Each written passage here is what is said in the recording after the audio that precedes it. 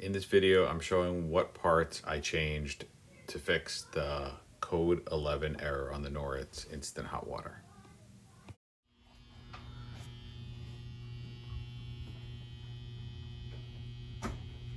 This is the flame detector, igniter, back here, this white thing, and this is the ignition module.